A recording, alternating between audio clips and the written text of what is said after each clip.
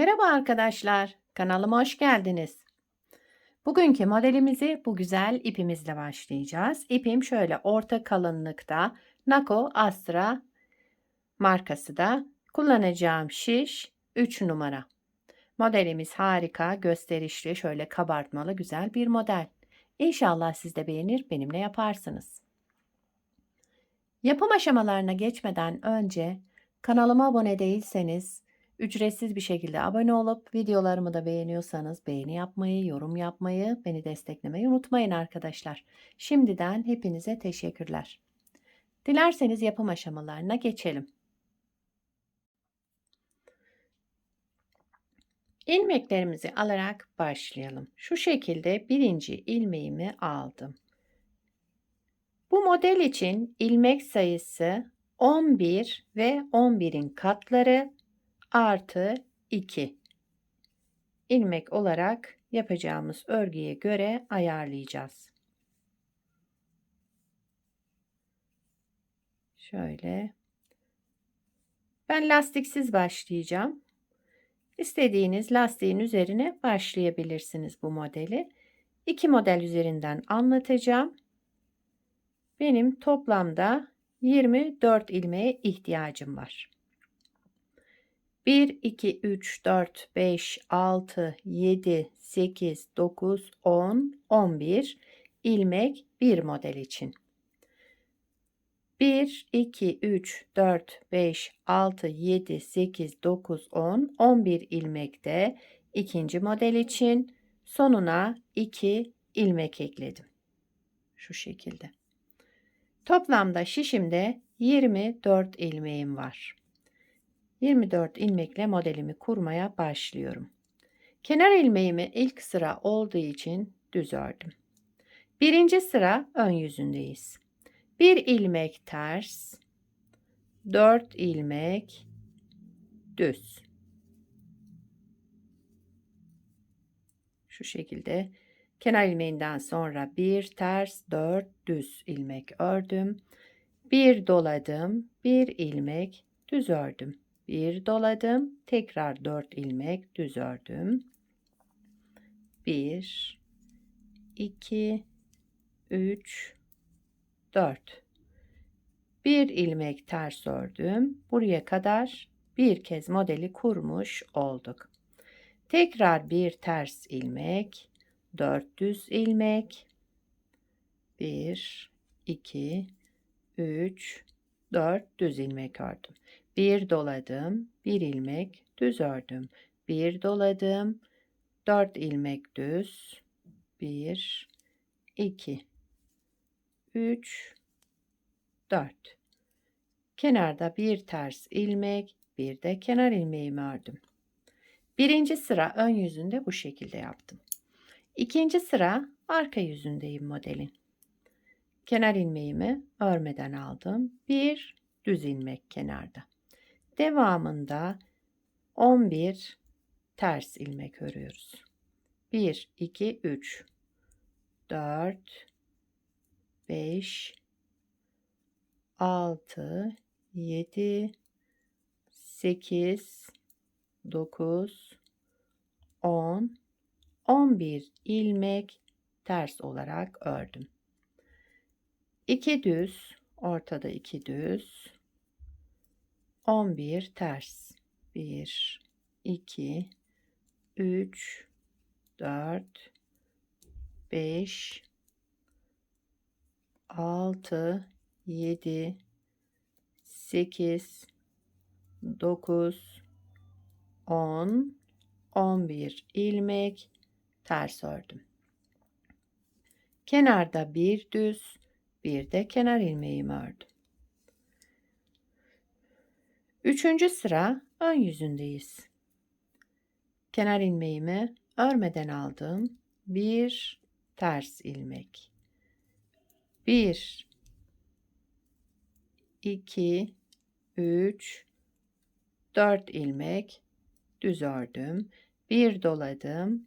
1, 2, 3 ilmek ortada düz ördüm. Tekrar bir doladım. Ajur yaptım. 4 ilmek düz. 4 ilmek düz ördüm. Ortada 2 ters. Yine 4 düz.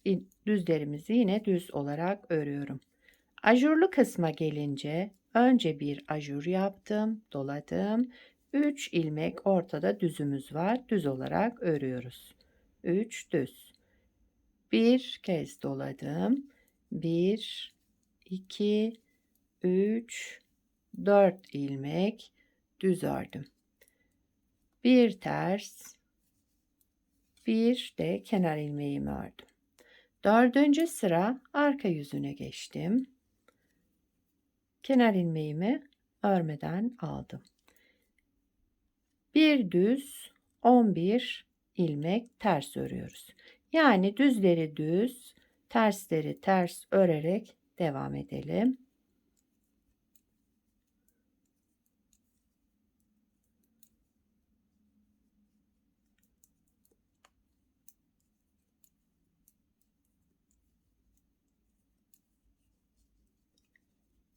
Ortada 2 düz ilmek. 11 ters ilmek. Pardon, 11 değil, biz artırmaları hesaba katmadık.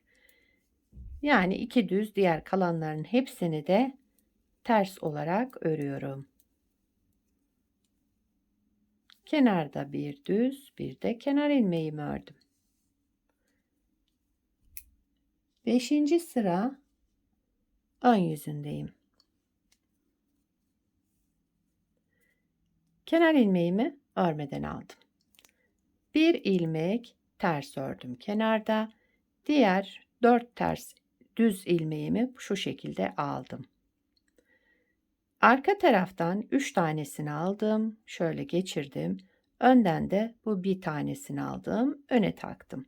Ve bu 4 ilmeği de dördünü bir düz örerek kestim. Tek ilmeğe düşürdüm. Şu şekilde. Devamında bir kez artırdım. Ortada kalan düzlerimi örüyorum. 1, 2, 3, 4, 5 ilmek düz ördüm. Bir doladım. Devamındaki 4 düz ilmeğimin de hepsini şöyle alarak sola doğru kesme işlemi yaptım. Burada sağa doğru kesmiştik. Burada sola doğru kestik. Şu şekilde. Tekrar ilmek sayımızı eski sayıya getirdik. Arada 2 ters ilmek. Şimdi sola doğru kesmek için ben soldan girip kesemiyorum arkadaşlar. Bu şekilde yaparak şöyle arkadaki ilmeğimi öne getiriyorum. Daha sonra 4 ilmeğimi de hepsini bir alarak tek ilmeğe düşürdüm. Kestim burada. Devamında bir artırma yaptım. 5 ilmek düz örelim. Buradaki düz ilmeklerimizin hepsini düz örüyoruz. Artırma yaptıktan sonra 5 ilmek düz ördüm. Devamında yine bir kez artırdım ve sola doğru 4 düz ilmeğimi de alarak kestim. Tek ilmeğe düşürdüm. Kenarda bir ters ilmek, bir de kenar ilmeğimi ördüm. 5. sıra ön yüzünde bu işlemleri yaptım. 6. sıra arka yüzündeyim. Kenar ilmeğimi örmeden aldım. Bir ilmek düz, diğer kalan ilmeklerimi de ters örüyorum. Yani düz ilmeklerimizi düz, ters ilmeklerimizi ters örelim. Arka yüzünde başka işlemimiz yok. Evet. 1, 2 düz ortada. Diğer ilmeklerim ters. Ters olarak örüyorum.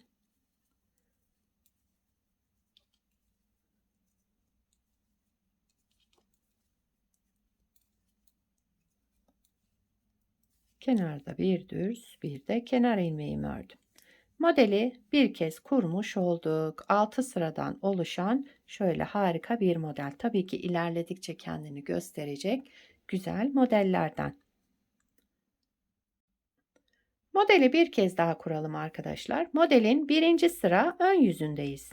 Kenar ilmeğimi örmeden aldım. Bir ters ilmek, 4 düz ilmek örüyorum. 2, 3, 4. 4 ilmek düz ördüm.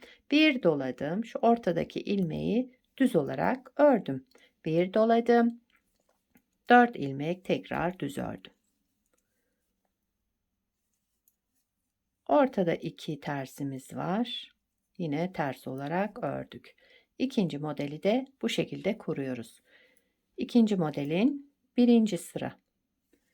1, 2, 3, 4 ilmek düz ördüm. Ters ilmekten sonra bir doladım, bir düz ördüm, bir doladım, 4 ilmek düz yine. Evet, kenarda bir ters ilmek, bir de kenar ilmeğimi ördüm. Birinci sıra ön yüzünde bu işlemleri yaptım. İkinci sıra arka yüzünde ilmekleri gördüğümüz gibi, yani düzü düz, tersleri ters olarak devam edelim. Sıra sonuna kadar devam edelim. Üçüncü sıra ön yüzündeyiz. Kenar ilmeğimi örmeden aldım. Yine aynı şekilde bir ters, 2, 3, 4 düz. Daha sonrasında bir kez artırma yapalım. Ortada 3 düzümüz oluştu. Şu şekilde tekrar bir artırma yaptım. Devamında 4 düz ilmek örelim. Şöyle. Ortada 2 ters. Devamında 4 düz. 1, 2, 3, 4. Bir artırma yaptım. Ortada 3 düz ilmek ördüm. Tekrar bir artırma yaptım. 4 düz. Kenar ilmeğimi de kenarda bir ters, bir de kenar ilmeğimi ördüm. Üçüncü sıra ön yüzünde bu şekilde yaptık. Dördüncü sıra arka yüzünde yine ilmeklerimizi gördüğümüz gibi düzümüzü düz, tersimizi ters örelim. Beşinci sıra ön yüzündeyim. Kenar ilmeğimi örmeden aldım. Sıradaki ilmeğim ters olarak örüyorum. Devamındaki 4 düz ilmeğe gelince sağ şişime aldım. Öndeki 3 tanesini tekrar sola aldım arka taraftan.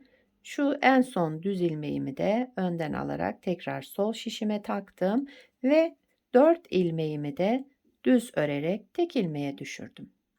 Devamında bir artırma yaptım. 1, 2, 3, 4, 5 ilmek düz ördüm. Bir artırma yaptım.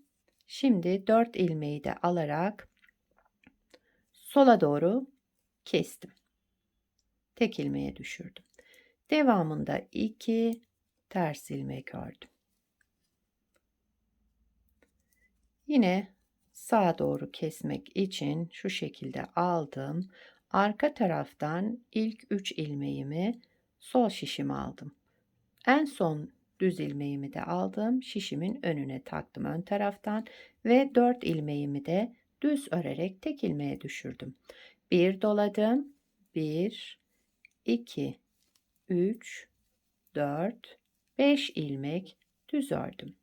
Tekrar bir doladım, yani artırma yaptım. 4 ilmeği dördünü bir alarak sola doğru kestim. Tek ilmeğe düşürdüm. Kenarda bir ters ilmek, bir de kenar ilmeğimi ördüm.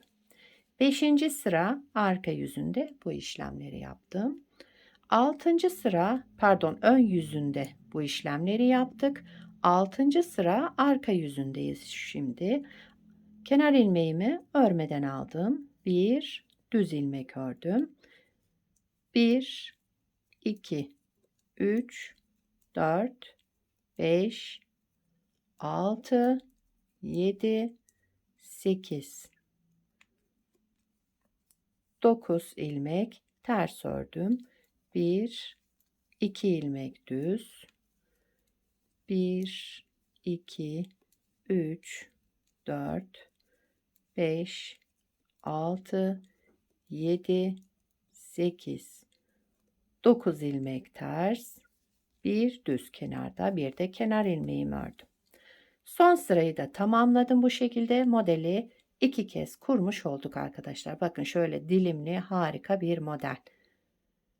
Benim çok hoşuma gitti. İnşallah siz de beğenirsiniz. Bir de daha önce yapmış olduğum bir parçam var. Onu göstereyim.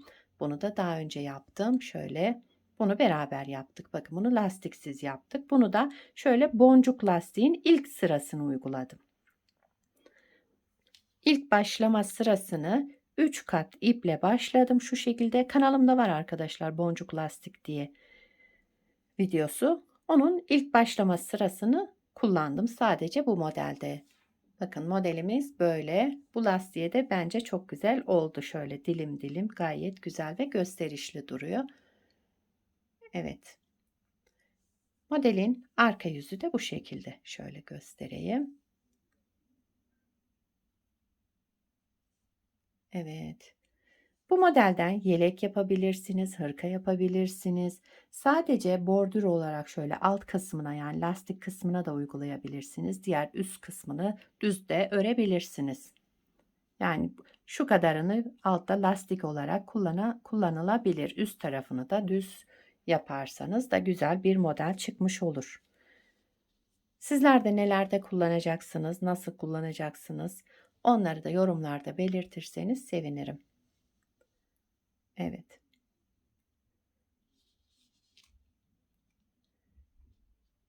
Yapacak olanlara kolay gelsin. Bir sonraki videoda görüşmek üzere. Hoşça kalın.